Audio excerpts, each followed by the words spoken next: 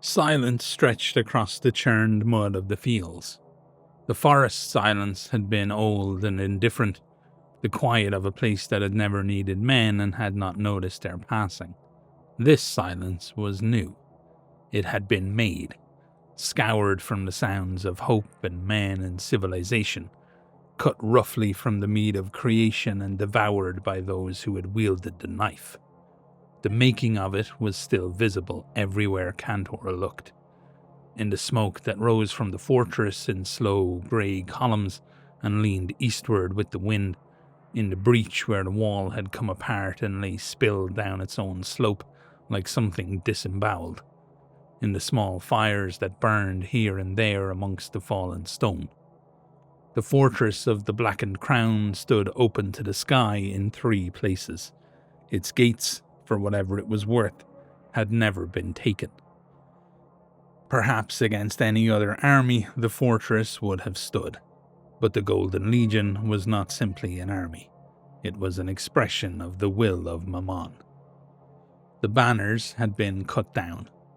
Someone had seen to that early, in the first hour, before the fighting inside had even finished. Cantor had not given the order and he did not know who had, and he found that he didn't care enough to ask. The battlements stood bare against the morning, and the pale stone beneath where the banners had hung was darker than the stone around it, unweathered, the shape of the crown's absence printed on the walls more legibly than its presence had ever been.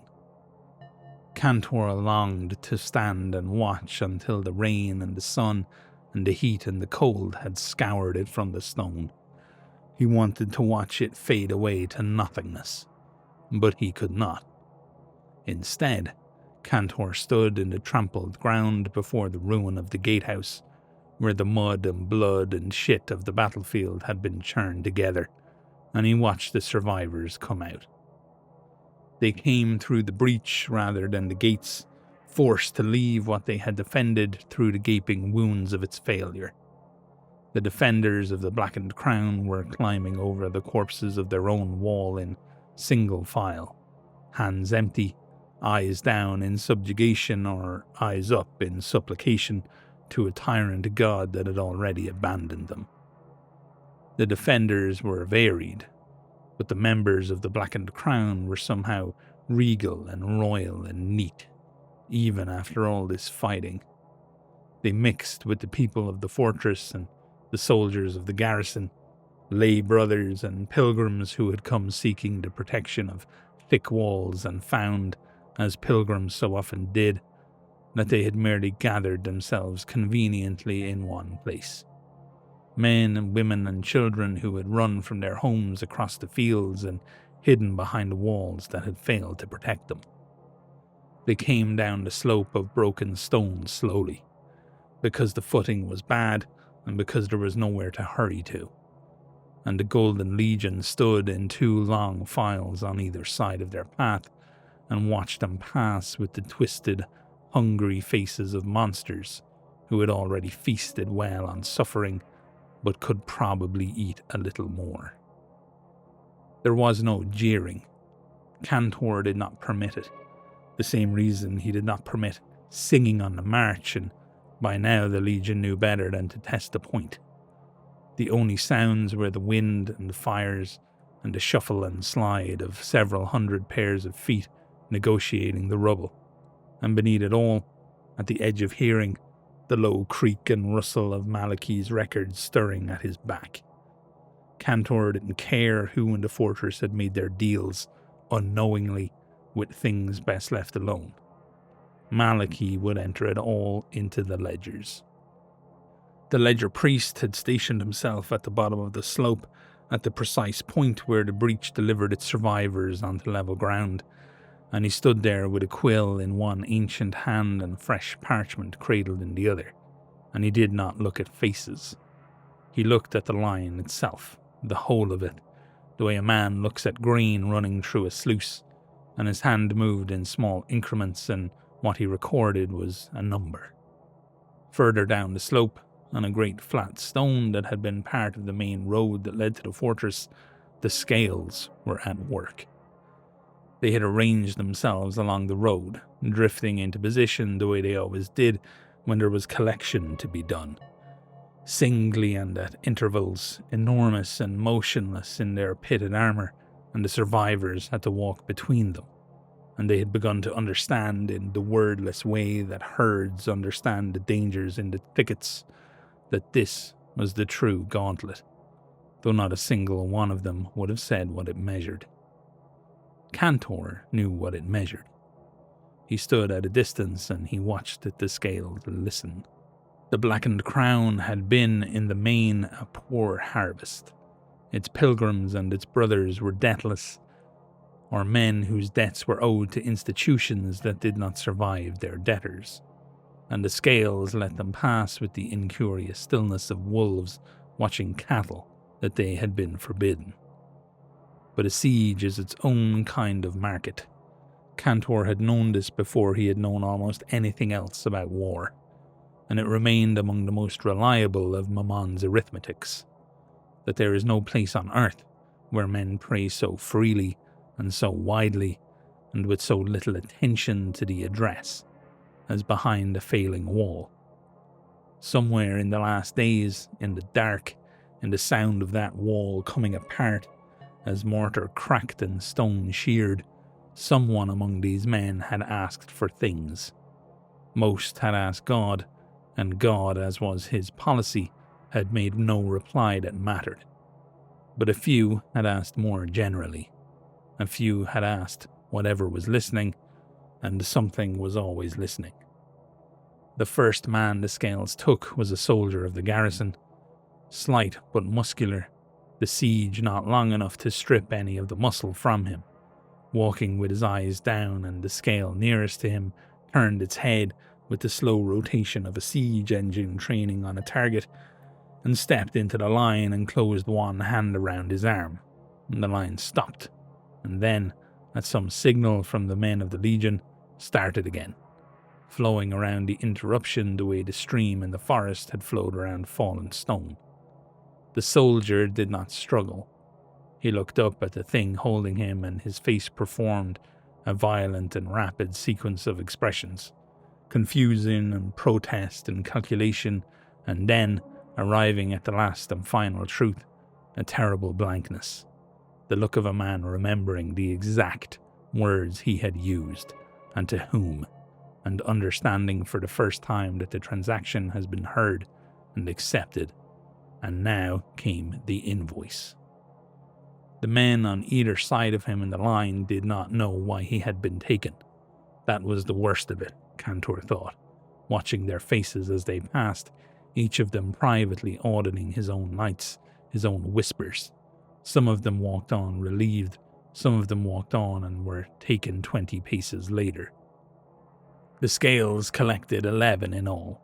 Melik recorded each of them by name, because these had names worth recording, and his hand moved with a different quality when he wrote them, slower and almost tender, the quality of a connoisseur handling that one piece of a large and mediocre lot that justifies the purchase.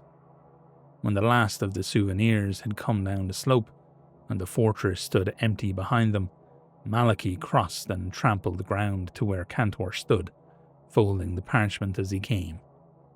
406, he said, excluding the 11. Cantor simply nodded and said nothing.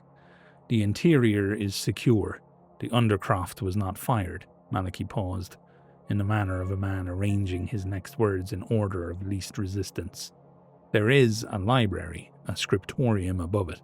The brothers made some attempt to burn it themselves when the wall came down, but they were interrupted, and the damage is only partial. Chronicles and correspondence and rolls of the order going back some considerable time. I should like to catalogue it before burn it. The rustle of the records at Melik's back seemed for a moment to still. Some of the material may bear on the crowns of their houses, Melik said carefully, their obligations, their patrons, their debts.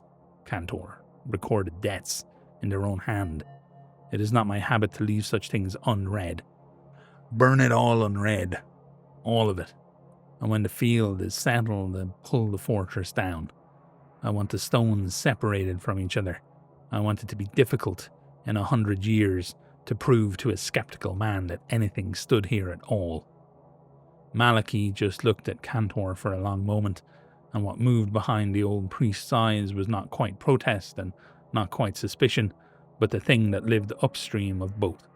The small, cold attention of a collector who had just watched something priceless carried past him and tossed into the fire, and who is now, quietly and against his own better judgment, beginning to wonder why.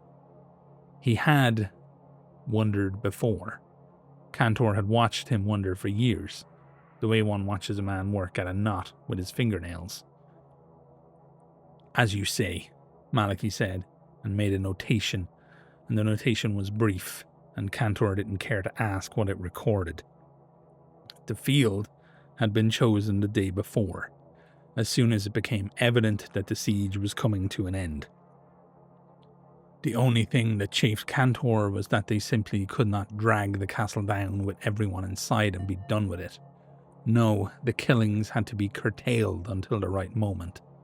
Cantor was as tired of the endless schemes he was trapped in as he was of every other aspect of hell, but by agreeing to do what was asked of him, he had the ability to do what he wanted. It was not the nearest field, nor the most convenient, and the men detailed to prepare it had grumbled at the distance in the private, doomed way that soldiers grumble about everything. But it was flat, and it was open, and it stood well clear of the fortress and the forest both, a wide expanse of harvested stubble bordered by low stone walls that the Legion had spent the morning pulling down. The Legion's engineers had pasted in both directions and conferred over their results, and none of the prisoners watching this activity from the road could have said what was being measured, and if they could, it would have been much harder to control them. The survivors were herded in through the gap where the gate had been in the wall, 406 of them, and no ropes were used, and no stakes were driven, and no fences downed, and when the last of them was inside, the men of the Golden Legion walked back out of the field and kept walking, and formed their cordon at a distance that was, to an eye trained in the ordinary ins and outs of guarding prisoners, absurd. Too far to stop a runner, too far to hear a whispered plan, the prisoners stood in the rubble and the cold morning light and watched the cordon settle into place far away on every side, and it was possible to see the understanding move through them like the first tensed muscle sending a current through the herd. Not an understanding of what was coming, for none of them could have conceived of what was really coming, but an understanding of their place in the game. Guarded men are assets, and they were not being guarded. They were just being kept in one place. It was one of the pilgrims who began it, an old man near the field centre. His voice was thin and unhurried, raising the first line of a psalm Cantor could have completed in his sleep, and had completed in his sleep, in another life, 10,000 times, in the cold dark of a pre-dawn hour, in a small stone church on a coast where a city now stood, or had stood. Other voices joined in, the psalm read out from the old man like a crack in ice, gathering speed until 400 voices were carrying it, unhurried and unafraid, out across the rubble and the pull-down walls, to where the Legion stood in its distant cordon, and the Legion stirred and looked to Cantor. He did not permit singing. Every man in the Legion knew he did not permit singing, and every man in the Legion watched him now to see the order given, and Cantor stood at the field's edge with the smoke of the fortress rising behind him and psalms coming across the cold ground toward him, and he gave no order at all. He let it come. He stood in it the way a man stands in the wind of a storm, and he felt the heady mix of true faith and true fear in the wind, and he felt his own men responding to it, the presence of this misplaced belief sickening, their anger rising, the need for blood and death growing by the moment. He let the two desires for salvation and for slaughter mix in the breeze until it threatened to ignite like a pyre. And then he started to sing. His voice crawled out across the field, as gentle as silk, pulled over the form of a sleeping lover, and it touched the minds of both his damned and the faithful alike. And it was beautiful and deep and rich, and it was filled with horror and dread and hate. His army stood and listened, fearful of what the voice might make them do, and the psalm died in the mouths of those who had just a moment before uttered it with such fervour and conviction and pride. Cantor sang of loss and sorrow and death, of ownership and being owned. He sang of pain and devastation, but mostly he allowed the magic of his voice to do the work for him. It was beautiful, more beautiful than any voice that any of the faithful had ever heard. It was the voice of an angel, and it came from filth and decay and decadence. Cantor defiled the essence of heavenly beauty with his singing, and yet God did not strike him down. Everyone standing in that field, no matter what else happened here that day, no one was going to be saved. There would be no divine intervention. Cantor stopped singing and turned, walking out along the road, past the Legion's pickets, to where the ground rose slightly and the whole of the morning lay open before him, and the broken fortress and its drifting smoke in the field and in the sudden silence. Far off, at the edge of hearing, on the road that came up from the south, there was another sound beneath it. Wheels. Heavy ones. Cantor watched as the first of his men brought torches into the keep to gut it from the inside, to burn away the past. There was more to do to eradicate the blackened crown, but before then, it was time to pay what was owed.